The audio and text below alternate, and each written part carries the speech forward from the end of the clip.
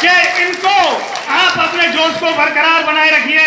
और मैं अपने आदरणीय जो मेरे बुजुर्ग हैं उनको भी मैं कहूंगा कि जहां जरूरत हो युवा को आगे लाइए। ये मत सोचिए कि युवा आगे निकल जाएगा, हमारी बेइज्जती हो जाएगी। क्योंकि देखिए, अगर मंच पे भी अगर आपको युवा को बिठाना है तो उसको बिठाइए। ये मत सोचिए कि वो युवा मंच पे बैठा हुआ है और हम उसके आगे आके बैठ जाएं, कभी मत सोचिए। क्योंकि अगर आप उसको इज्जत दोगे तो मेरा मानना यह है कि वो आपको इज्जत देगा। क्योंकि ये हमारे संस्कार हैं और संस्कार हमें पैदा होने से लेके जब तक हम मरते हैं हमें समाज देता रहता है, हमारे माता पिता देते रहते हैं। इसलिए हमेशा अपने संस्कारों को बनाए रखिए।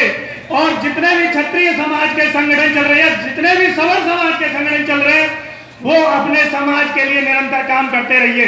क्योंकि जो भी आज हो रहा है हमारे साथ वो कहीं ना कहीं हमारी नरमी का कारण है। हमने हमेशा इस चीज को नजरअंदाज किया है कि चल यार एक बार कोई आरक्षण ला के पास कर दिया, हमने सोचा कोई बात नहीं, चलो ठीक है देख लेंगे आगे। कभी कोई लैंड एक्ट लाए तब हम खामोशी से बैठ गए। आज जो SC ST एक्ट आया है वो भी कोई नया नहीं आया है, उसमें कुछ नया नहीं हुआ है, केवल हमारी आत्मा जगी है। तो इसलिए जगी है कि हमारे माननीय सुप्रीम कोर्ट ने जब देखा कि यार ये सवर्ण जातियों के साथ बहुत बड़ा अन्याय है तो इसको कम से कम समाप्त किया जाए, तो उनकी जो ऑब्जर्वेशन थी, जो मेरे से पहले वक्ताओं ने बताया कि भाई करीबन 14-15 हजार केसों की ऑब्जर्वेशन में केवल 2-2.5 हजार केस ही ऐसे थे जिनमें कहा सुनी हुई और बाकी केस सारे पूरी तरीके से फ्रॉड थे। तो उन्हें लगा कि यार ये देखिए सवर्ण समाज के साथ अत्याचार है, उनके साथ अत्याचार हो रहा है और उनका जो मान सम्मान है वो जेल में जाने के बाद खत्म हो रहा है। तो उन्होंने सरकार को सुझाव दिया कि इसमें सुधार किया जाए और एक उच्च अधिकारी SP लेवल के एक अधिकारी से उसकी जांच कराई जाए और तब जो अगर उस पर फाइंडिंग में वो पाया जाता है दोषी तो उसको अरेस्ट किया जाए। लेकिन साथियों, इस अत्याचारी सरकार को देखिए जिसको हम इतने विश्वास के साथ लाए थे कि ये कम से कम सवर्ण समाज की बात करेगी, लेकिन नहीं, क्योंकि ये नहीं कर सकती। हमारी भूल थी ये, क्योंकि हमें पता है कि देखिए माननीय राष्ट्रपति महोदय भी SC जाति से आते हैं, हमारे प्रधानमंत्री जी भी OBC से आते हैं या और जातियों। तो साथियों वो तो अपनी जाति के साथ खड़े हैं, लेकिन हमारी जाति के गद्दार जो बड़े बड़े पदों पे बैठे हैं, माननीय बहुत सारे हैं जिनके नाम नहीं लूंगा मैं, पर उनको शर्म नहीं आ रही है।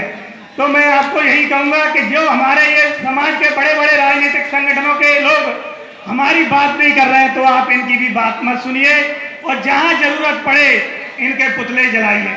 मैं आपको बता देना चाहता हूं इस मंच के माध्यम से कि 5 अगस्त को हमने भिंड में एक बहुत बड़ी रैली की थी और जिसमें माननीय गृह मंत्री जी का हमने पुतला दहन किया था। उसके बाद हम पोरसा में आए के और नागाजी धर्मशाला तक हमने SC ST के विरोध में एक रैली निकाली थी। तो साथियों, मैं जब से लेके आज तक ये देखता चला रहा हूं कि मेरे जो साथी हैं, जो मध्य प्रदेश के चंबल का पानी पीने वाले साथी हैं, उनमें बहुत जोश है, पर इस जोश को बरकरार रखना पड़ेगा। क्योंकि इस जोश को जो कम हो रहा है उसका कोई और नहीं कम कर रहा है, वो हम ही कर रहे हैं। क्योंकि सबसे बड़ा क्या है कि हम गद्दार हैं, हम लेते हैं राजनीतिक पार्टियों के साथ बिक जाते हैं।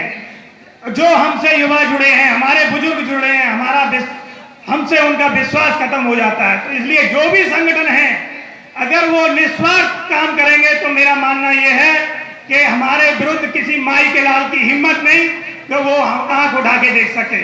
पर हम खुद ही उस स्थिति में जा पहुंचे हैं कि हम चुप हो जाते हैं। तो साथियों, अपने अधिकारों के लिए हमेशा प्रयासशील रहिए।